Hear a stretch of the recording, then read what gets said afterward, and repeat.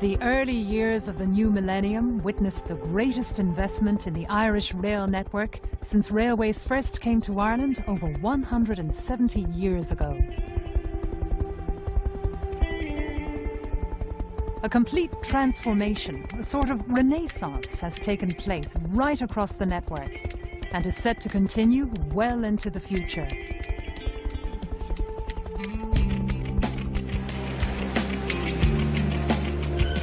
New tracks, trains, stations, signalling, rolling stock, all have undergone a massive overhaul, bringing the railways out of decades of neglect and into line with 21st century expectations. An idea that the early pioneers of railways could only have dreamed of. In a way, railways are becoming fashionable again.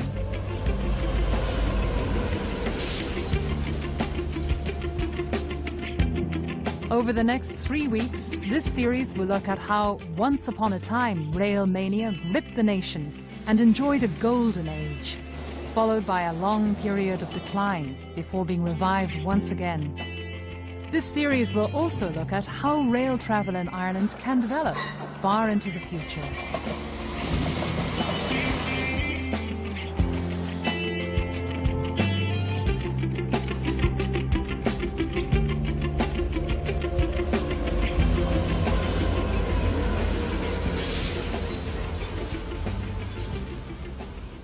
Railways in Ireland have been around for a very long time, almost 180 years. And when they first arrived, they brought Ireland to the forefront of technological change and played a major part in connecting the cities and remote towns right across the country. Historically, they came to be built after the era of the canals. And of course, they wiped out the traffic on the canals when the railways got established. At the time, roads were in a very primitive state across the country, so the railway could bring you to a location fast. Probably 40 miles an hour was an enormous speed in those days. It could also bring heavy goods to various localities, and it transformed the economy of Ireland.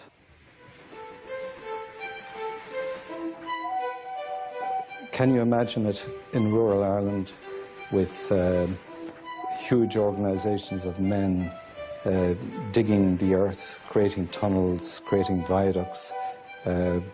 Just the very infrastructure itself was unimaginable across rural Ireland.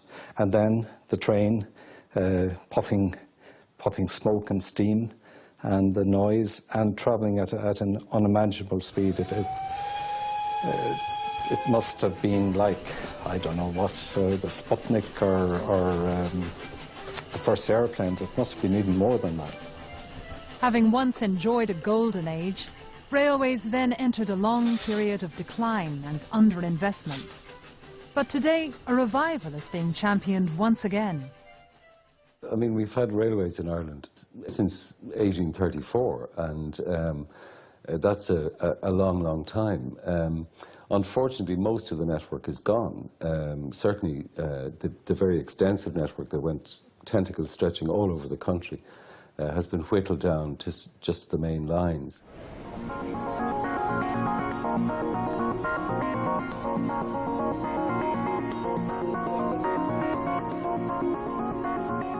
Towards the end of the last century, an exception to decades of rail neglect was the Dart.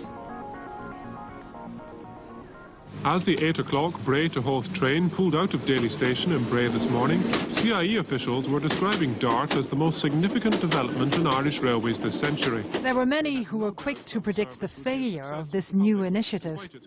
But the Dart has been a big success and has proven that when commuters need to get from the suburbs into and out of the city, the train is still their best bet. 5,000 people use the limited service, an increase in passenger traffic of 50%. Because of that, 6 extra trains have been arranged for tomorrow morning. A spokesman said people were voting with their seats. Well, the DART was very important, I think, in the Dublin context because it was the first electrified rail service that we've had, and in fact it's still the only one. All of the mainline rail services are diesel. They used to be steam, of course, but that was a long time ago. So we have an electric railway line in the DART, and that carries an awful lot of people into and out of Dublin every day. The arrival of the DART in Dublin in 1984 took place exactly 150 years after the launch of Ireland's first railway, the Dublin to Kingstown, or Dunleary as it is known today, a bustling suburb in South County Dublin. And still, the DART travels along much the same route that Ireland's first rail commuters used. It's coincidental that the DART was launched in 1984, which, as it turned out, was the 150th anniversary of the Dublin and Kingstown in 1834. And this was the first suburban railway in the world when it was built. Ireland's first railway was launched to great excitement in 1834 and, like the DART today, proved very popular. When the Dublin and Kingstown opened, it was an instant success. It carried a huge number of people. There were big dividends to the promoters. So a kind of railway mania began. Small Ireland was at the cutting edge of railways in those days. Much of the Dublin to Kingstown's early success was due to a sizable resident population that lived along the line. And as the coastal route was developed further and the population continued to increase over successive decades, this evolving population provided a healthy number of passengers for the railway. And this has ensured its survival today.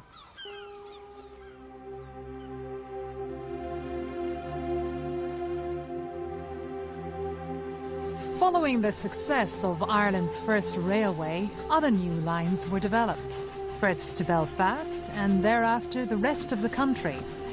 Investors decided that rail services should extend to where, at that time, most of the population lived, the far reaches of the country, west of Dublin.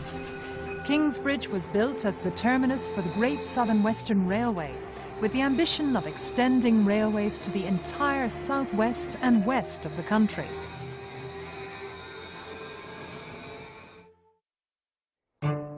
At Lucan in 1845, the first sod was ceremoniously cut by the Duke of Leinster, an event that prompted one bystander to say that he could now die happy, having seen a duke work like a common workman. Thereafter, Ireland's railways began a journey out from Dublin to the rest of the country that was to have a profound effect on people and communities across the land. By the mid-1860s, Dublin was effectively connected to most cities and towns across the country.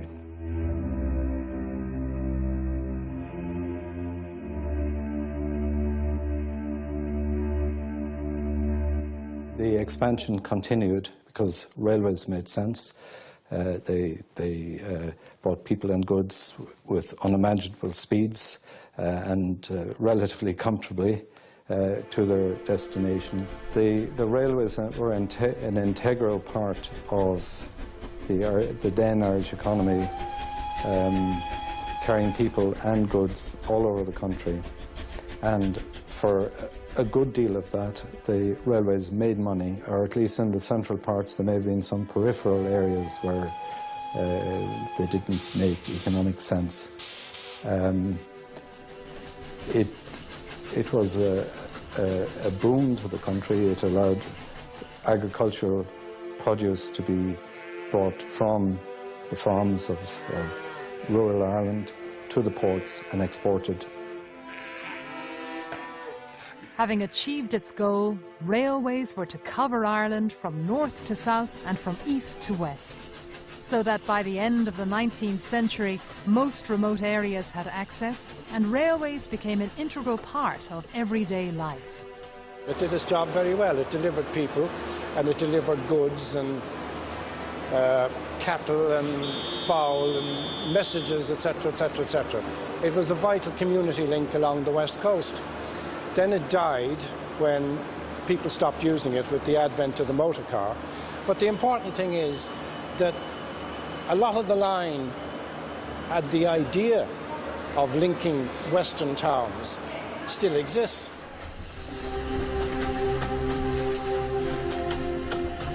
The golden age of the railway continued up to just about the First World War.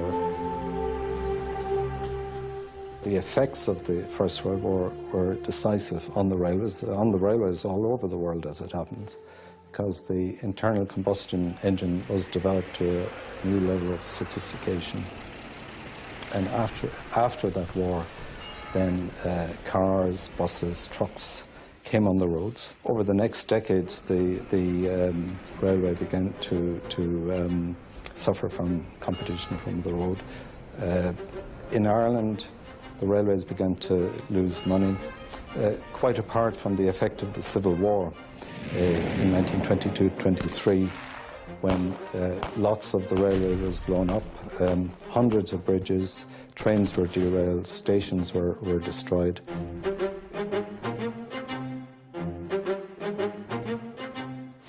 The rail system, ironing the land, was really a wonderful 19th century product of the Industrial Revolution. And to be able to deliver thousands of people in a straight line from A to B, it was quite revolutionary in its day. And the railways right across the developed world had a growth period until after the Second World War. The Second World War saw the mass development of the motor car. The golden age of the railway in Ireland was at its end.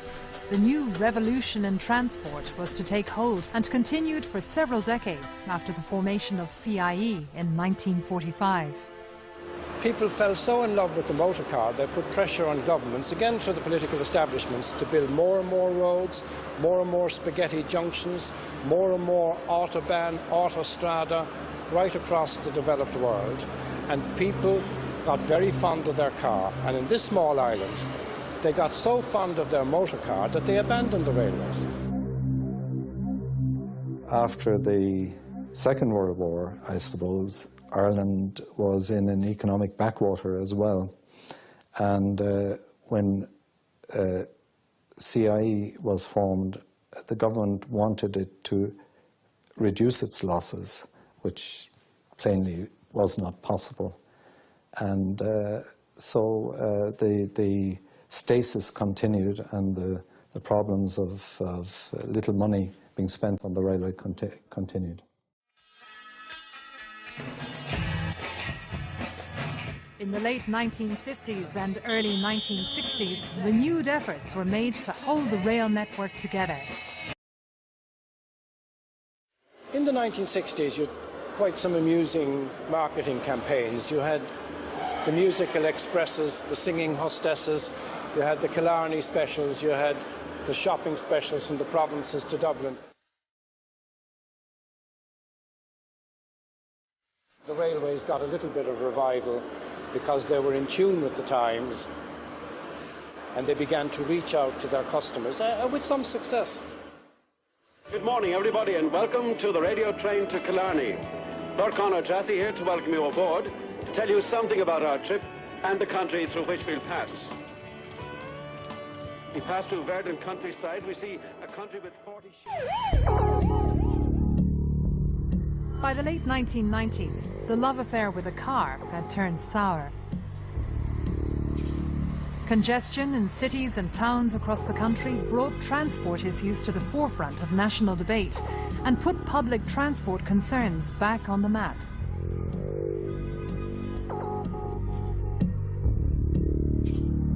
Ireland's road infrastructure, always favoured over rail, was also lagging well behind that of Europe. More and more people looked for alternatives, and the car, once the most serious threat to rail travel, looked like it was putting railways back on track.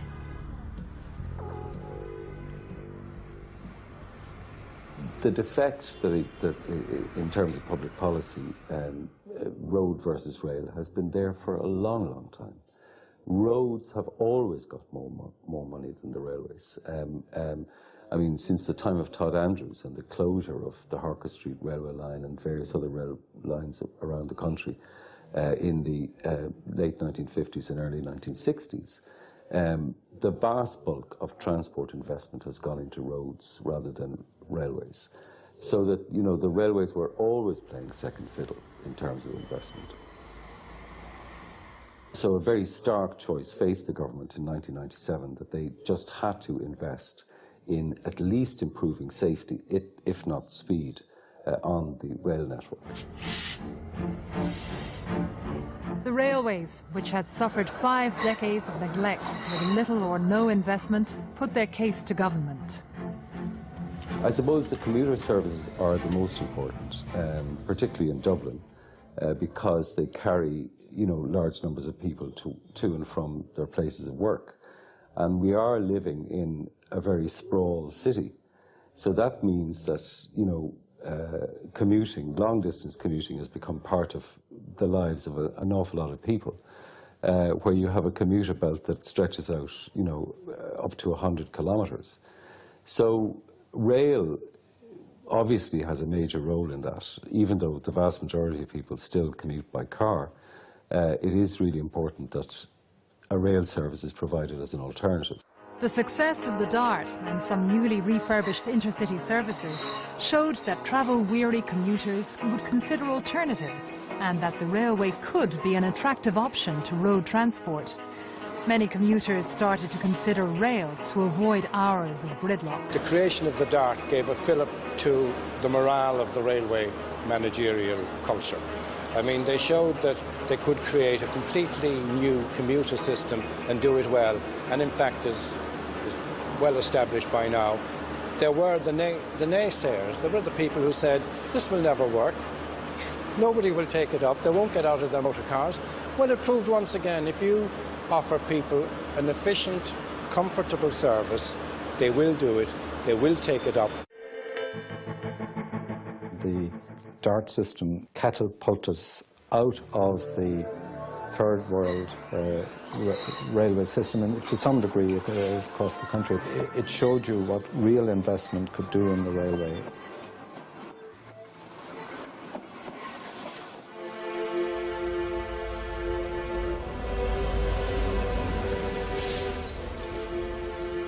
The newly launched Enterprise service, running between Dublin and Belfast, became another success story. But the DART and the Enterprise were exceptions. Most of the railway services throughout Ireland were still in poor condition.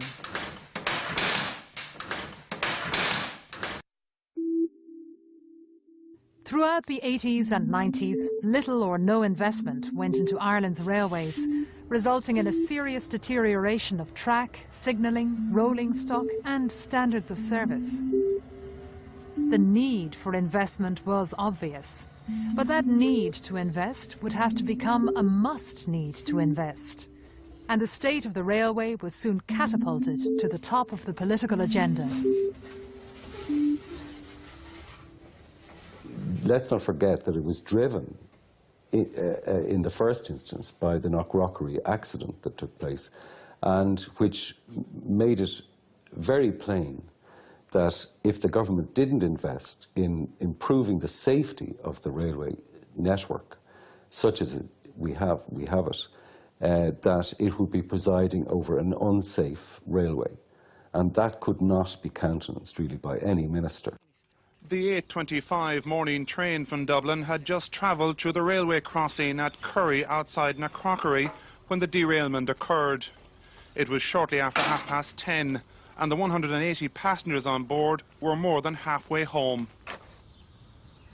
It took till 1997 when you had a derailment in Knockrockery, which is north of Athlone, and that brought the poor situation of the railway around the country into harsh light, because a passenger train was derailed due to degraded asset support track, Luckily, nobody was injured, but it so happened that it was close to the political area of Mrs. Mary O'Rourke, who was Minister of Transport at the time, and various studies were commissioned on the safety of the railways, and they found that some of the track, particularly in the west, some of the rails were over 100 years old. And a couple of years later, a major safety program was brought in where there was relaying with modern continuous welded track all over the country at an unprecedented pace. And that really opened up other investment which followed, I suppose, taking advantage of support from the European Union. Then a myriad of other improvements in the railways took place over the late 90s into the 21st century. It included new rolling stock, improvements to stations, improvements to signalling, and many other areas. After government acknowledged the need to invest, making the case for the railways couldn't have been better timed. Ireland was experiencing huge economic growth, and a benign Europe smiled.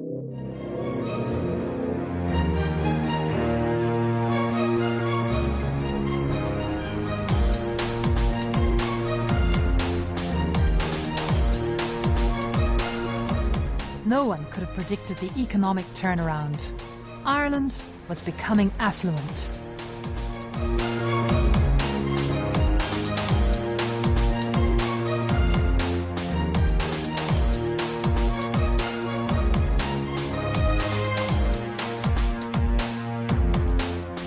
The pressure to deliver a 21st century rail service was huge.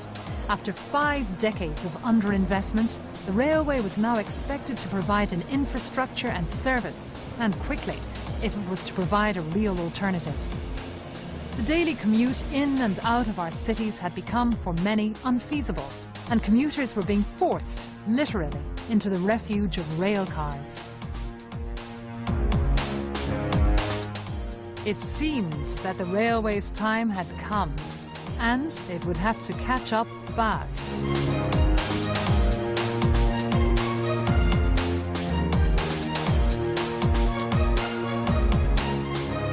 On next week's programme, we look at the growth of Ireland's railways during the economy's boom years and how railways responded to the pressures of prosperity.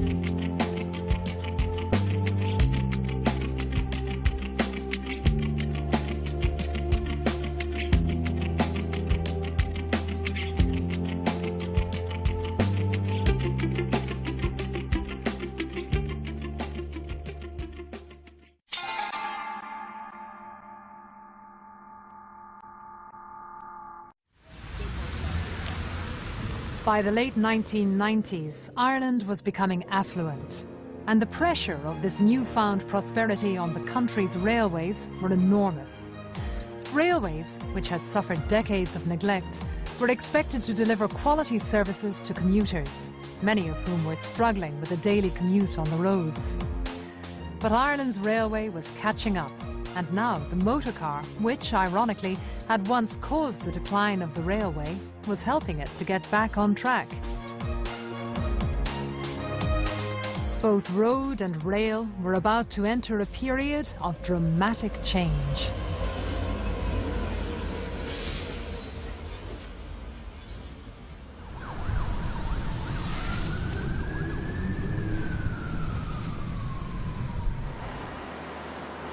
at the heart of national planning, there was a failure to predict prosperity. Once you get prosperity, you get increased pressures on all kinds of services, on roads, on hospitals, on schools, and on the railways. A general malaise of failure was in the Irish psyche for many, many generations. Suddenly prosperity comes, and people find it very difficult to cope and to predict.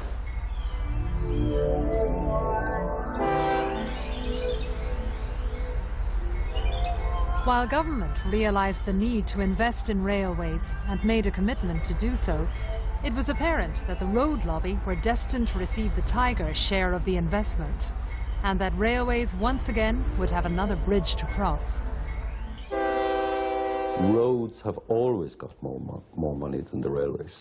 There was, I think, an inbuilt vested interest in this country in building motorways.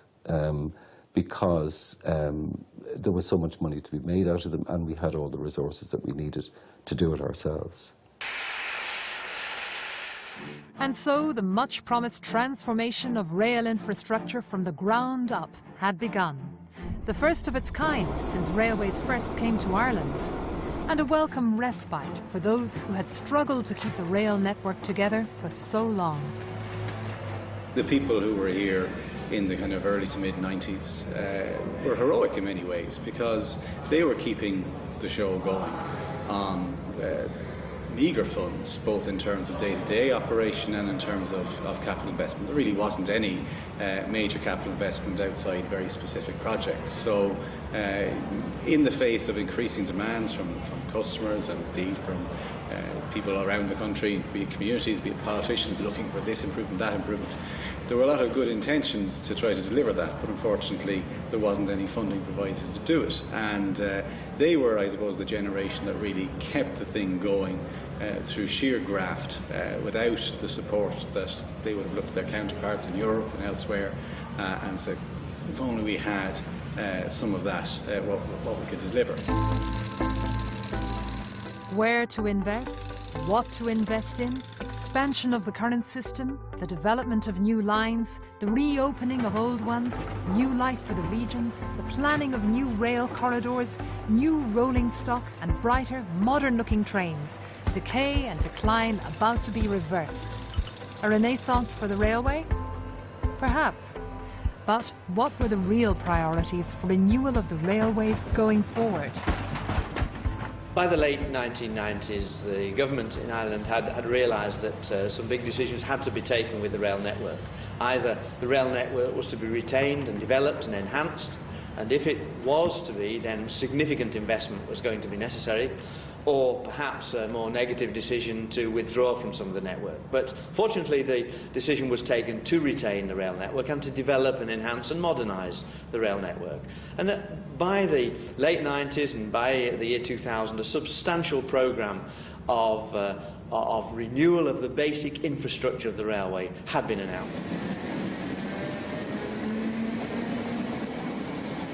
The work that had commenced by 2003 was work that was absolutely essential: renewal of the track, renewal of the signalling systems, but not necessarily work that was visible to the day-to-day passengers on the trains on the railway.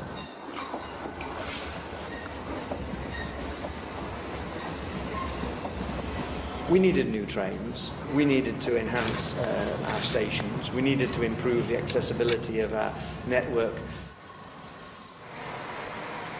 It was a very exciting time, very challenging time as well when the investment came through for the people who had to deliver that, because the expectation was created, and in the early years with the track and signalling it wasn't very visible investment, but then when the trains started to come through and the frequency improvements came through, people saw, well, this is where my euro is going, this is where, be it what I'm paying in fares or what I'm paying in taxes, this is the benefit that I'm getting. We've renewed our rolling stock fleets right across our network, DART, the commuter lines, and the intercity services. Indeed, we moved from having one of the oldest fleets of any European rail network in a very few years to having one of the most modern fleets anywhere in Europe. And it was a great opportunity for us to demonstrate to people that our railway was going through a real resurgence, a renaissance of the rail, which would bring people back to using the rail on a regular basis. We will shortly be arriving at Port. You've got a fleet of trains that are absolutely fit for purpose, that are really of a good quality standard on board in terms of comfort. I mean, you've got then things like the frequency, the hourly service.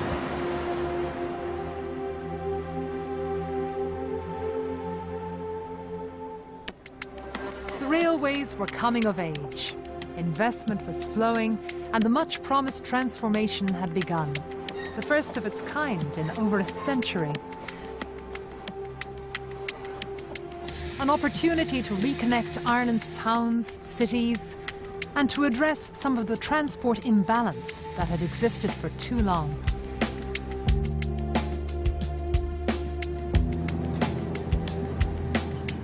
I think a lot of the investment that has taken place in the last 10 to 15 years has been tremendous, really. It's given us these sleek modern trains. That's the most visible evidence of it. The number of trains is much larger. The length of the trains is much longer. There's more and more people using it all the time.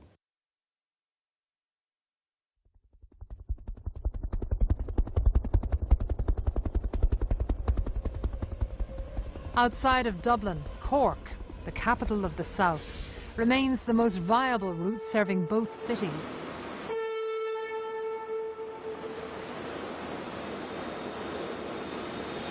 Hourly services run along the newly upgraded former Great Southern and Western Line, with new connections via Limerick to Ennis and Galway.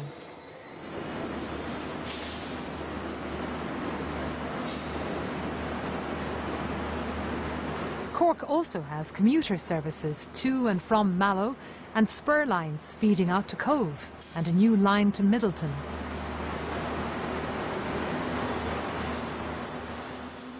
When Cork was first reached in October 1849, the journey from Dublin took 6 hours and it had 6 terminal stations. Now the journey takes 2.5 hours on average. Historically, the railway in Cork had a remarkable impact. It helped to stimulate trade and movement. And with the invention of large steamers, the railways funneled down most of the emigration in the second half of the 19th century to what was then known as Queenstown, now Cove, one of the major departure points from Ireland.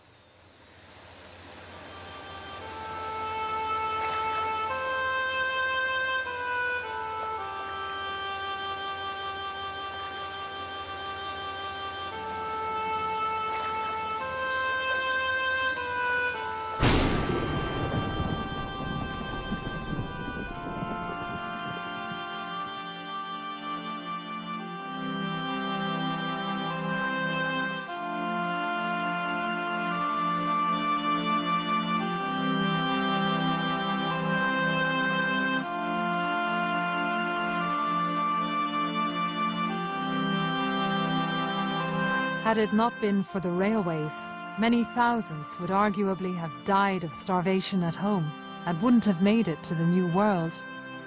Had it not been for the Industrial Revolution, they might not have had the ships to take them there or made new lives in industrialized America.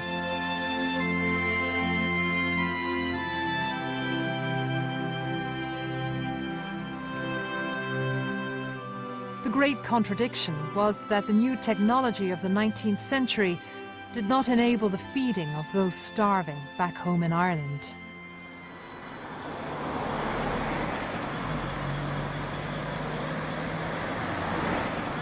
But railways alone cannot develop economies. Railways can only facilitate development as long as other inputs for local industry are already in place.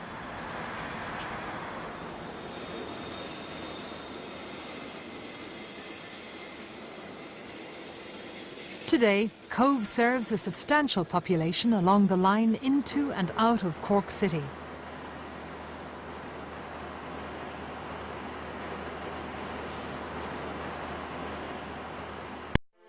After Cork was reached in the latter part of the 19th century, the next big destination was to the capital of Connacht, to forge a railway through the Midlands to Athlone and across the Shannon to Athenry and Galway.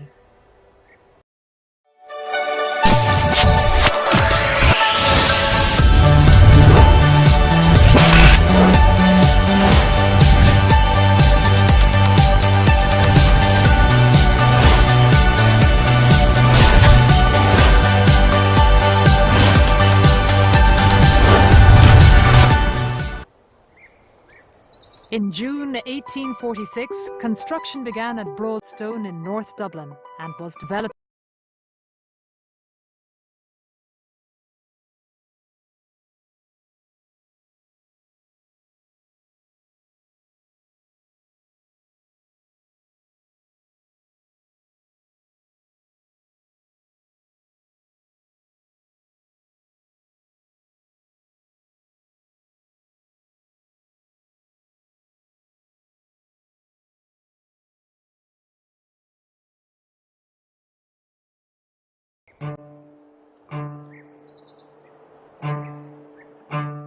The line to Athlone was completed ahead of schedule in 1847.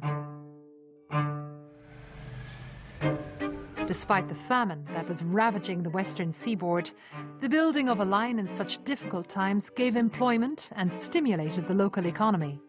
This led to a boom for the livestock industry in the Midlands.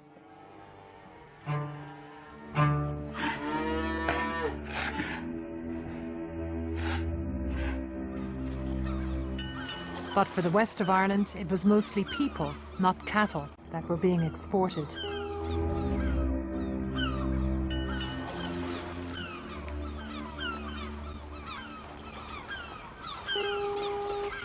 But despite the famine and the difficult economic times, the investors in the new railway presented an image of unshakable.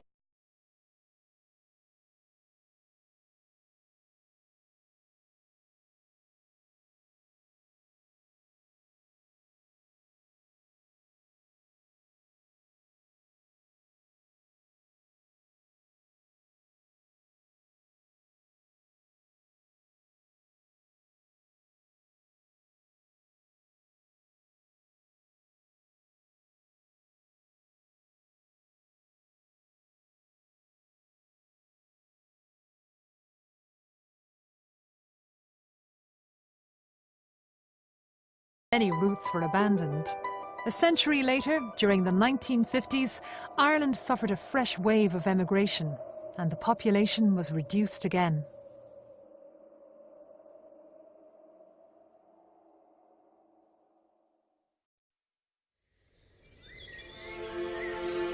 Rail development outside of Dublin has always been a test of government commitment to regional growth and expectations. The once vibrant Western Rail corridor from Limerick to Sligo provided a passenger, mail and freight service between regional cities and towns and to outlying areas along the Atlantic coast. Are you right? The West Clare Railway became legendary, as you know, because of a song. And it was a different time. It was a different era in this country, and Percy French wrote a song which eventually killed the railway, some people said, because it wasn't regarded as a means of transport anymore. It was regarded as a comical experience to travel on it. But nonetheless, it did its job, and it did its job very well. It was a vital community link along the west coast.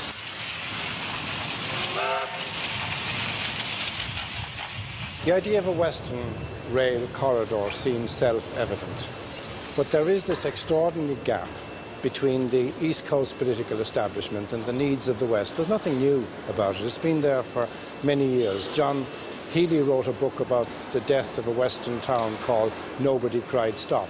It seems to be endemic in the East Coast culture that the West is a foreign country. As far back as 1894, it was possible to travel from Sligo to Limerick by train. However, as the railway went into serious decline, so too did the rail corridors that ran up along the west of Ireland.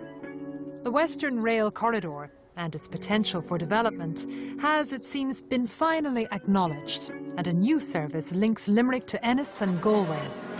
But so far, the numbers using the service have been less than predicted. Éireann Road Éireann has not done itself a huge favour in terms of the service that is already being provided between Ennis and Athenry. I mean, train speeds are slow. You could easily beat the train on the bus or in a car, and and passenger numbers as a result have been much lower than expected.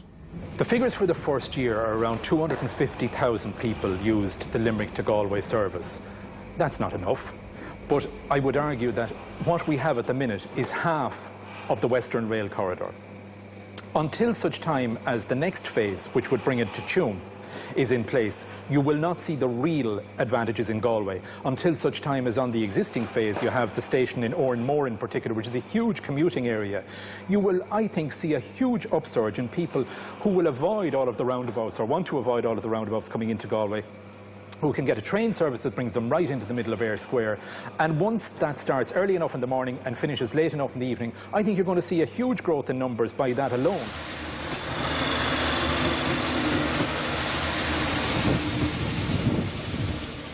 As of now, we have phase 1 of the Western Rail Corridor in place. We have succeeded in connecting Galway and Limerick. Obviously, the next phases of the Western Rail Corridor will be very important in terms of the whole regional development issue. We have had a national spatial strategy in Ireland now for quite some number of years. We have had the notion of balanced regional development, and we've had the notion of front-loading infrastructure. To a certain extent, these have all been widely supported concepts, but they've only been given lip service. And the test now will be for the government to follow through on the work that has been done here and to build their corridor to Tuam and to Claremorris in the next instance. There is a difference between running an economy and a country. And on an economy, you have to justify the figures. This is about running a country. It's about a spatial strategy. It's about connectivity for the West the same as for the East. Not everything comes down to pounds, shillings and pence. I accept there has to be an economic argument. I would argue there is an economic case to be made for a rail corridor up through the west of Ireland. But we will only know that when it's put back in place. For too long, there has been a perception in Ireland that the railway company and the railways are a drag on the economy, or that the subvention, as it's called, that's given to railways is in some way something foolish. Nothing could be further from the truth. In actual fact, it behoves any developing democratic country to support the notion of public transport and to invest taxpayers' money in public transport. And even if public transport requires a subvention, I contend that that's what people pay their taxes for. We pay our taxes so that we can have these services. Politicians react to numbers. If there's a groundswell out there that wants this, and if Western Track and all of the other proponents of this want to make this happen, they need to get more public opinion and more backing behind them. It's part of the education of the public generally to use public transport, but in this particular case, it's to show that the demand is there, that people are willing to use this. And it's very important that we look not at the present, but at the future. We're talking about 10, 20, 30, 50 years' time. And I contend that when this railway is open to Claremorris and ultimately to Sligo, that people will look back and say, is it possible that there were people who could not see that this was a sensible thing to do?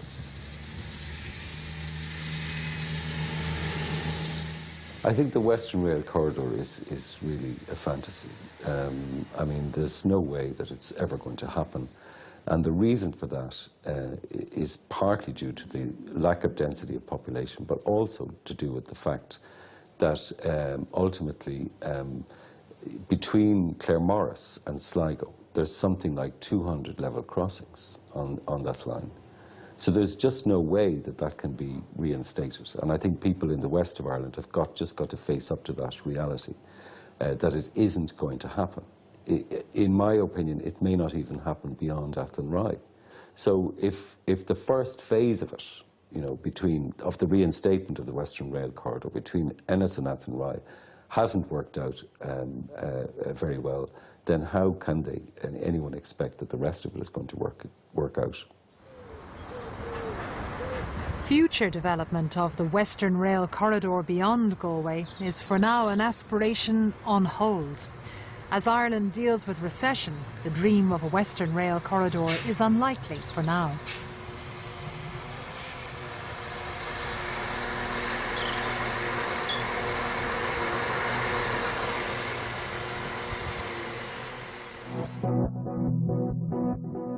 Next week, we look at some of the big spend rail projects under consideration, currently on hold due to recession. Projects such as line speed improvements, Dart Underground, Metro North, and a Dart link to Dublin Airport. All of which could further transform the future of rail travel in Ireland.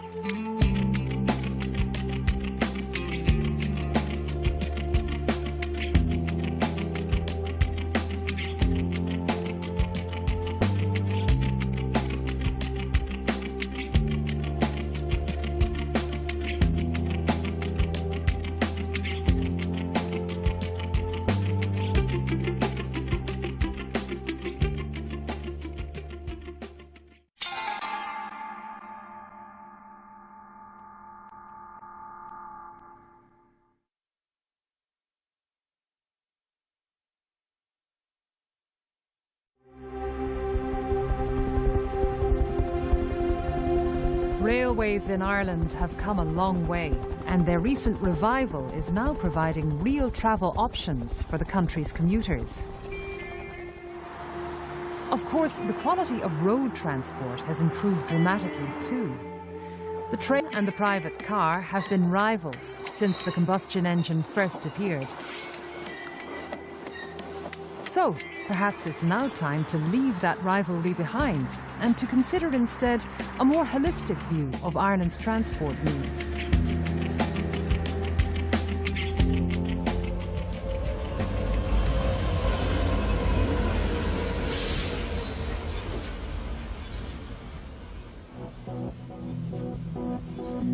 A number of proposed big spend projects, such as Metro North and Dart Underground, which are currently on hold, and further planned extensions to the Luas, leave the future development of Ireland's transport systems open to question.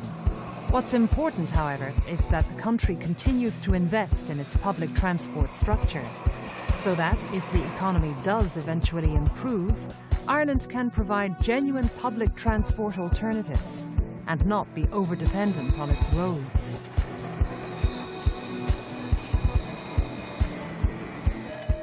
With 40% of Ireland's population living in Dublin, it's not surprising that priority for new rail projects is given to the capital, which requires efficient mobility into and out of its centre. One such project, the recently completed Kildare Route project, is already impacting on intercity journey times and commuter efficiencies into and out of Dublin. The Kildare Route project is essentially an increase in track capacity between Hazelhack Station and Cherry Orchard, a distance of some 12 to 13 kilometres. Prior to the project, there was a double line, one the up line into Dublin and the down line out of Dublin. And the Kildare Route project delivered a doubling of that track capacity. So we now have two lines into Dublin and two lines out of Dublin.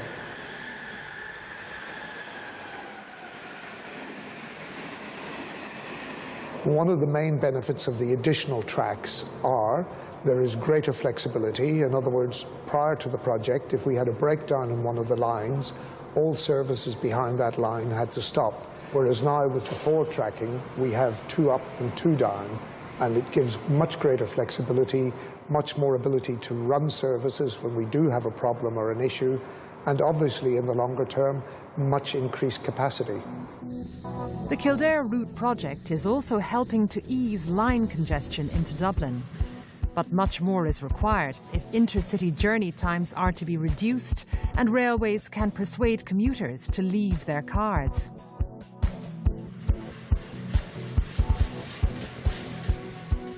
I would use the rail service at least once a month to travel to different parts of Ireland. I mean, the trains look better, but they don't run fast enough. I mean, that's the basic problem. And they're being outbid, really, by the motorways at this stage, and people are making those choices on a daily basis. And unless train speeds can improve, the situation will only deteriorate over time. People can make journeys by private car now much quicker, in complete safety on the motorways than they used to be able to do. So we've got to improve our competitive edge. We have got to make our intercity journey times quicker. The new trains we purchased have good high-speed potential, but we need to reduce some of the places where our track is speed restricted. There are a number of places across the state where we can't, where the train can't travel at its full potential because the track is speed restricted for various reasons, and we need to carry out further infrastructure work to get over that. We're determined to do that. We're determined to ensure that you can get by train to and from the capital from any of the major cities of the state within about 2 hours, and that'll be a good target, I believe, to give us a competitive edge again over the private car. Perhaps the greatest symbol, if not the only symbol we have of the Celtic Tiger era, is the new Galway to Dublin motorway, which means that you get from one end to the other in 2 hours. That obviously has repercussions for public transport, because if you can get there quicker by road, it disincentivises the need for public transport, or the desire to take public transport. But it's to emphasise, I guess, the facilities that are there, the fact that you get work done, the fact that you can have something to eat, the fact the comfort and the lack of stress from being on public transport, that is the key to all of this. It's one of the difficulties I would have with taking a train.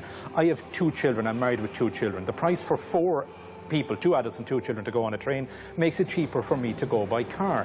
If I'm going on my own, I would use the train on a very regular basis, because that makes economic sense. So you must make it as price competitive as you possibly can. If we can get that message across, the combination of having a service on your doorstep, having a competitive price service on your doorstep, and having the possibility of getting tax back as a result of using a competitive service on your doorstep, all of those things together make this work. However, speed remains a key issue. Well, I think that Iarnród Éireann have put forward a very valid case to spend, I think, 275 million, a relatively modest sum, which is less than a third of the cost of the M3 motorway between Blanchardstown and the outskirts of Kells, to improve train speeds. And that would be, I think, the single most important investment that could be made at this stage. When buses first appeared in Ireland, they were seen as another threat to the railways. Private bus operators had to apply for licences, have their fares approved, and publish their schedules so that bus services would not conflict with train schedules. When this proved unworkable, most bus services were amalgamated into the newly formed CIE, who bought them up and ran them themselves. Timetables were coordinated for both road and rail. Today, the improvement in the quality of Ireland's motorways means that intercity bus services are freely competing with intercity train services on much the same routes. And, like the private motor car, those buses are putting more pressure on the railway to compete.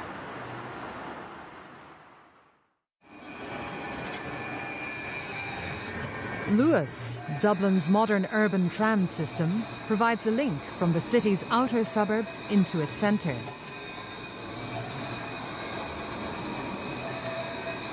Luas also provides a link to and from intercity train services at Euston Station and Connolly Station in the heart of the city, connecting mainline rail into Dublin's DART and commuter network.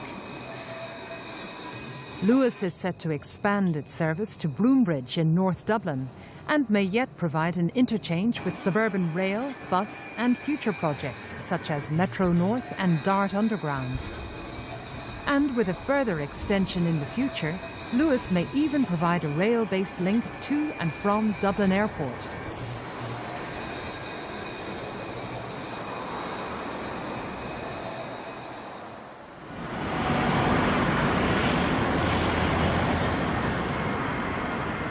Unlike most other capital cities across Europe, Dublin's airport is still without a mainline or suburban rail link into the central rail commuter network.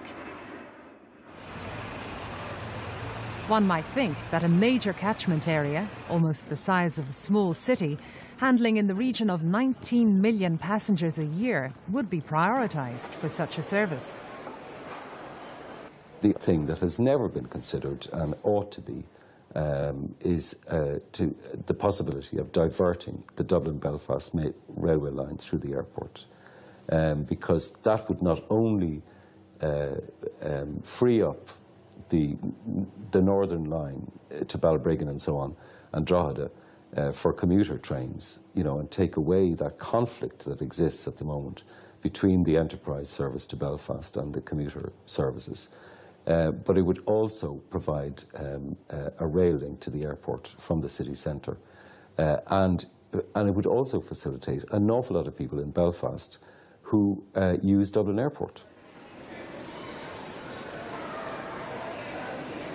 I think the problem with this one is one of cost. You're creating a very substantial piece of new railway infrastructure that costs money, but also south of the airport, you're coming through the northern suburbs, and that would involve substantial tunnelling. Now, that line would also meet up with the Minute line, and that's the way it would access the city centre. And there were always concerns, well, that there would be conflicts there in terms of capacity and so on as well. So, primarily on cost grounds, I think that has not really progressed as a project. Another of those proposed big spend projects, Metro North, could potentially make a link between Dublin city centre and North Dublin via the airport. Most capital cities do have some sort of rail access from the airport, and providing that to the tourist and foreign traveller, I think, is a huge benefit of Metro North. Metro North is providing a link between North County Dublin, effectively from Swords, via the airport to the city centre, and it links up there with the Lewis Green line at Stephen's Green. So it's providing, if you like, benefits for the more long-distance commuter from North County Dublin, airport users, and then for commuters in the northern inner city area. But I suppose another key benefit of Metro North is access to the airport. And if you think of the airport as a major generator of economic activity, not only in terms of the employment there, I think in the environs of the airport, the employment may be about 12,000 people at the moment. But the sheer volume of passengers moving through the airport, now at perhaps I think around 19 million or so. And that's not to mention all the, if you like, the other people who use the airport to meet and greet relatives and all of that sort of thing.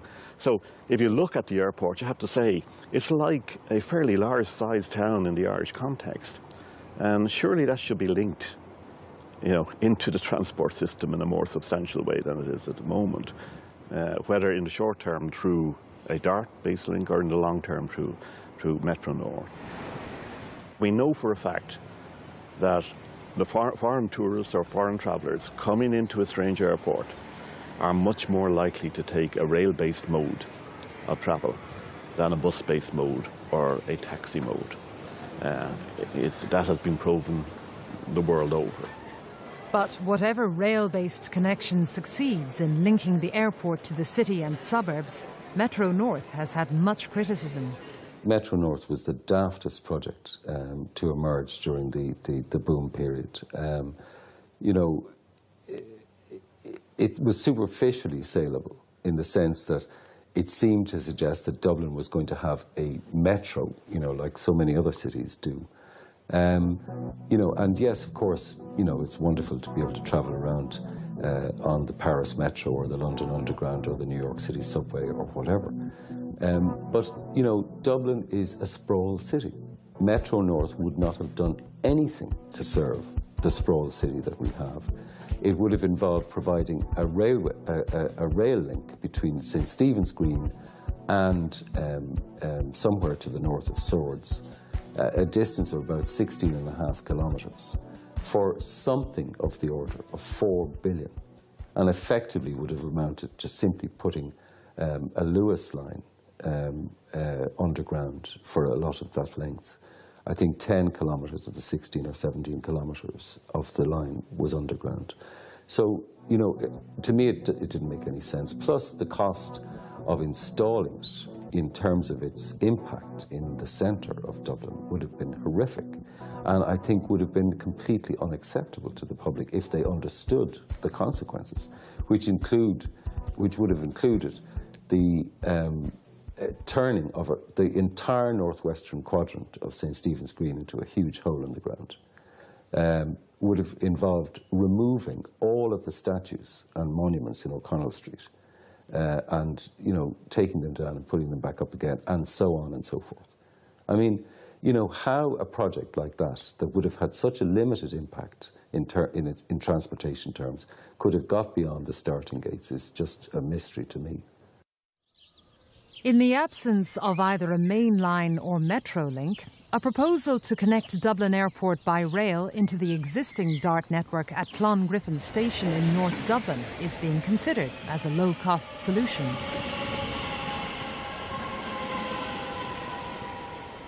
And so I think this proposal for a DART link to the airport has come up in the context of Metro North being postponed for a considerable period of time.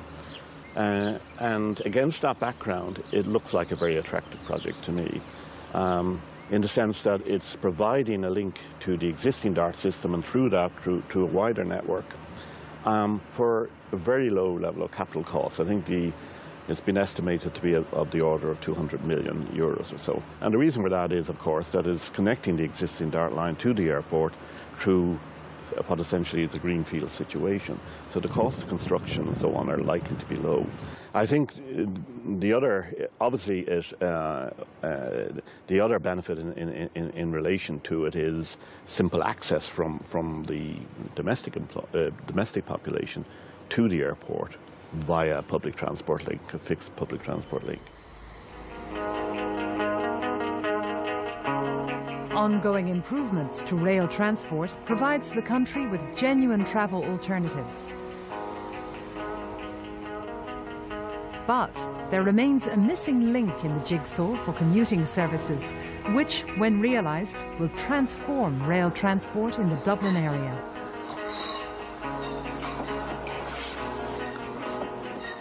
There are many transport initiatives planned for the Dublin area.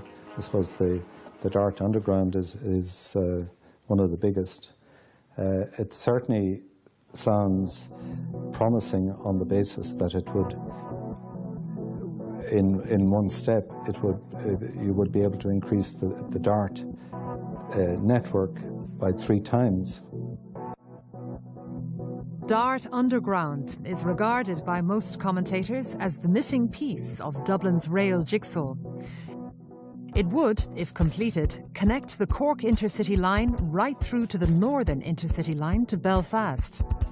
Starting at Inchicore, a twin tunnel, one for each line, will go underground to Heuston Station.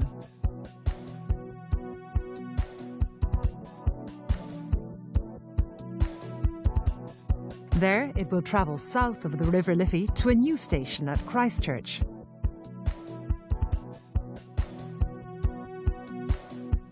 From Christchurch, it will go to St Stephen's Green, where there will be an interchange with the Luas and potentially the Metro North system, should that project ever proceed.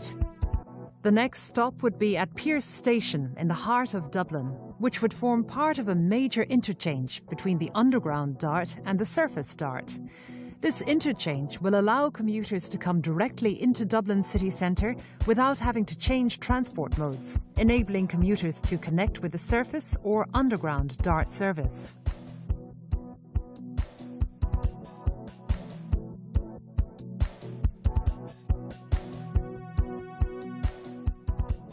The DART underground tunnels would continue from Pearse Station into the Dockland Station, rising to surface and connecting into the Northern Line to Belfast and with the Luas.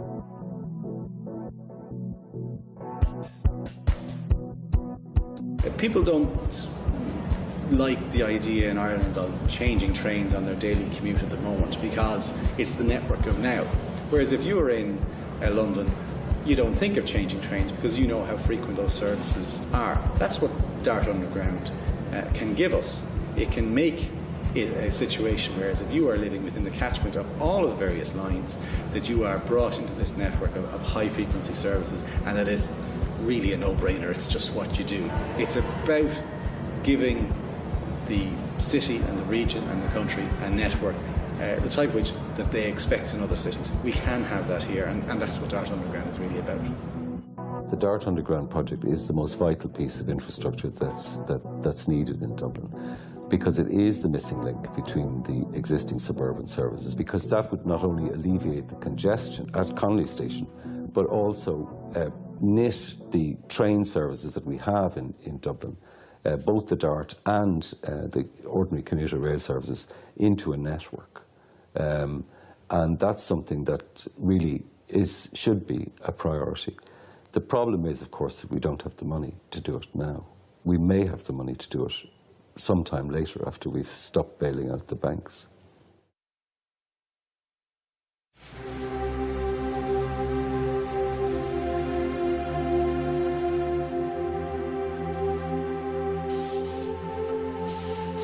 While many of the proposed big spend projects are on hold now, it's maybe timely to reflect again on Ireland's real transport requirements for now and into the future.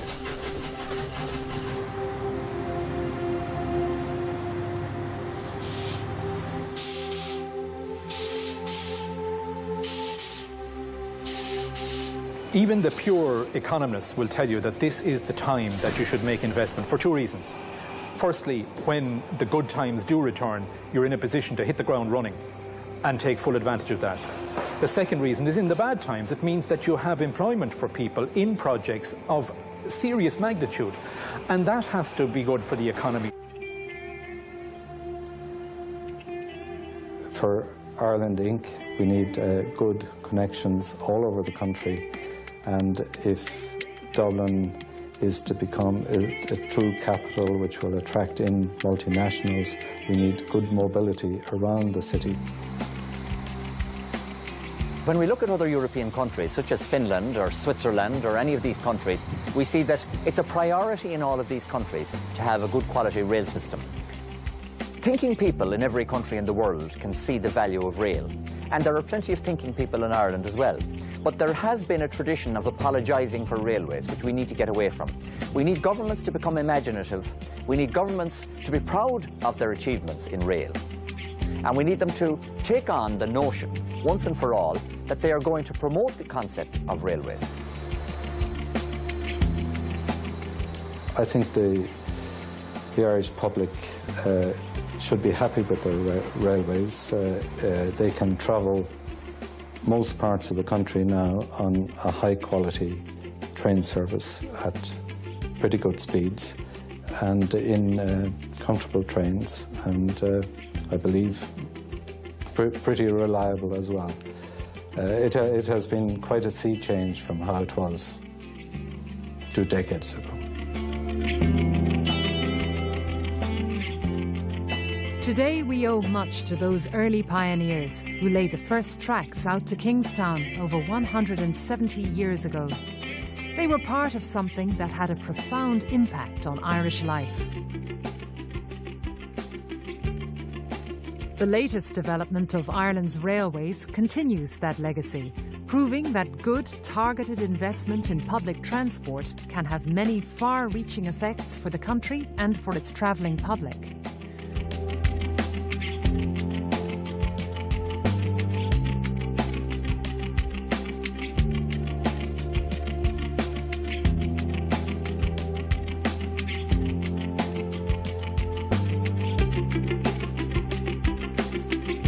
Ultimately, the future impact of railways depend on the decisions we make now, informed by the kind of society we want for generations to come.